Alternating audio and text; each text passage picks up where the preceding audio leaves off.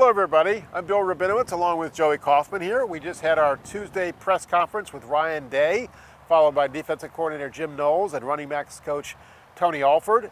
Ohio State plays Michigan State this week, and at the beginning of the year, Joey, I think we thought, first road game, East Lansing, Michigan State, it's going to be a tough one. Well, Michigan State's reeling. They've lost 3 in a row. Ohio State's rolling. What do you think?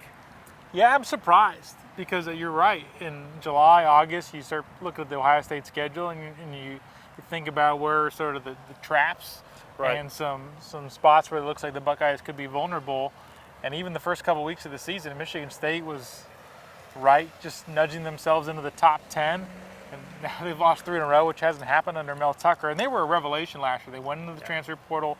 They were able to pluck Kenneth Walker the third from Wake Forest, and he turned into the Doak Walker Award-winning running back, a Heisman Trophy candidate, and he didn't necessarily put up a ton of yards against Ohio State, but he did against everybody else.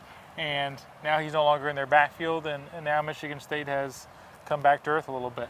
Yeah, they lost to Washington and Minnesota and Maryland.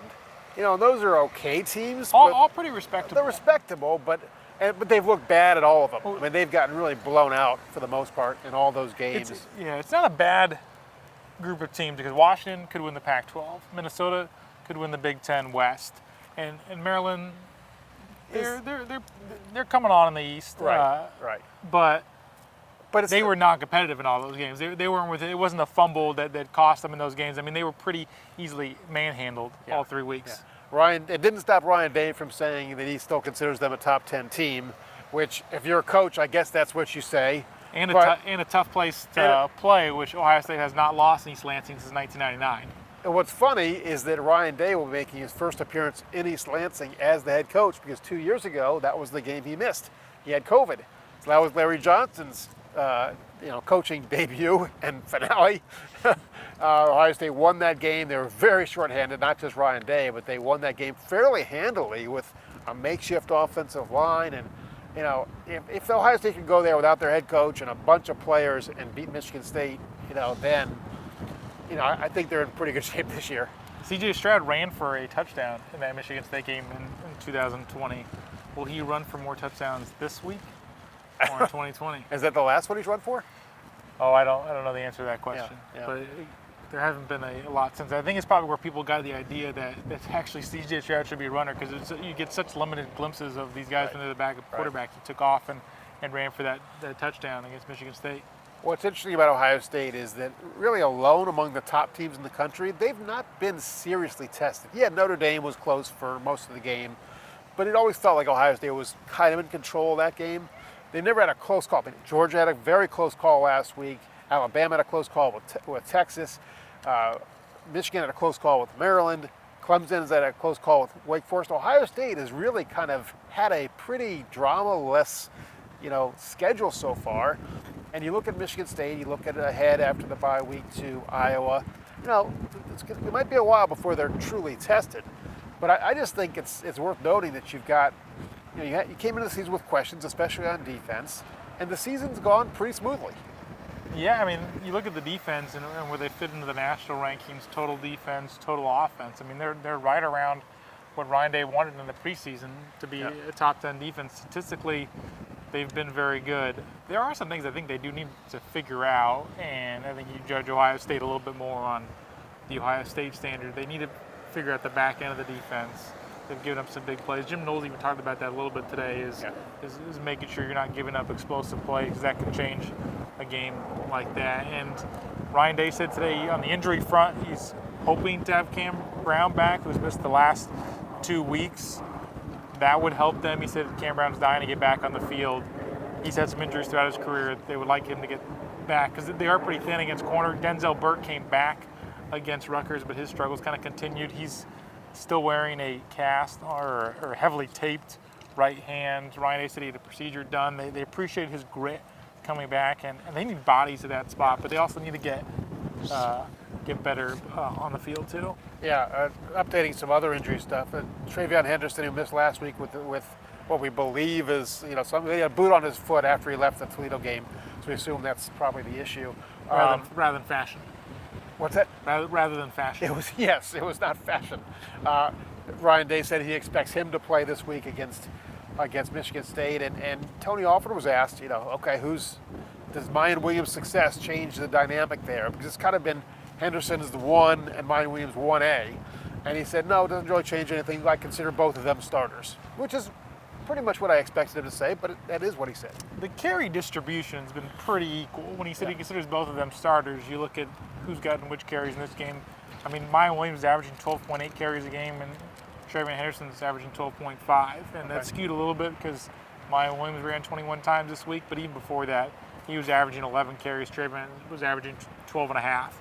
So they're about equal. It's not a case where Travion was a starter and getting 18 carries and Mayan Williams was getting 8. I mean, it's a case where they were sharing the workload, and even if they were to flip them and Mayan Williams were to start, I think they're going to get about equal. Because they do different stuff. I mean, Travion's more of a home run hitter. Mayan Williams is going to grind some tough yards, and I think he did show the ability to run for 70 yards. Against the Rutgers, he took off, and it was quite an impressive run. But I think they like being able to use both. Yeah, and we thought going into the season the defense was going to be the big question.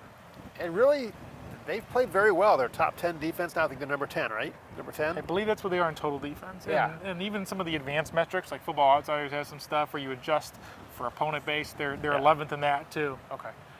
It's gone smoothly. I mean, Jim Knowles, he said, look, I knew when I got here, I didn't have 3 or 4 years like I did at other places, Oklahoma State, to implement the system and get it up, to 100% running fully. At Ohio State, you have to do it now. And they really have. I mean, you think about the defense, other than the cornerback play, they've really been pretty lights out. Linebackers, Steel Chambers and Tommy Eichenberg have played very well. The defensive line, I think, has played, I would say, very well. Not maybe crazy great, but certainly well enough to do what they want to do. I did think it was funny when Jim Knowles was asked about Tommy Eichenberg, who, when he talks to us, he really doesn't say much at all, one-word answers and things like that. And he said, yeah, he's the same way with me, he kind of grunts. So he's a guy who truly does his talking on the field. Yeah, clearly a football guy, I think you could put it. By the way, you should be subscribing to this podcast on your platforms. Yes. Joey, is there anything else that really struck you from today's availability?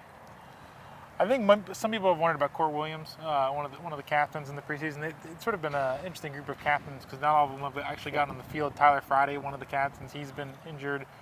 Court Williams was a captain and maybe a safety. We thought you could see him in some of these bigger Big Ten teams, these physical, brawny, up-front teams because he's a safety, but he can maybe play some hybrid linebacker spots. Jim Knowles said he's been banged up, which is why we haven't seen him a ton. We should also point out that Ryan Day is hopeful that Jackson Smith-Njigba will play this week, but again, if he's not fully healthy, they're going to be very cautious. They should be able to get through Michigan State without him. The other receivers have played well. And then with the off week, they feel like he should be completely healthy. There should be no question about it going into the Iowa game. So they want him to play, but they're not going to take any chances.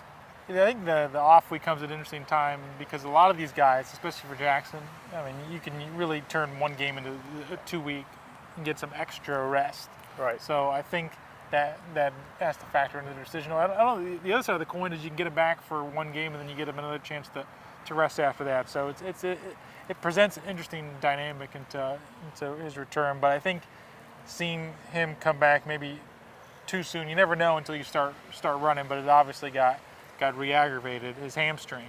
Yeah. And I would imagine they would exercise a ton of caution because you don't want to have another setback. No, because they're going to get, well, I want to say the meat of the schedule. I'm not sure there is a meat of the schedule. There's some meaty games, but Penn State and then Michigan a month later. In May, Maryland. It's a little tricky. Yeah. We'll see. Maryland's certainly not the Northwestern Indiana stretch in Northwestern, November. Right. So they have some time, but it's, we're almost at the halfway point of the season. It's kind of hard to believe, right? Yeah, it goes quick, but I mean, halfway point of the regular season because this team has the idea of playing 15 games. Yeah, they hope it's 40% of the season. Yeah, right. So that's good. That's good. Quick back of your hand math. Thank you. On that note, I think we'll end this Thank you very much for watching. We appreciate it.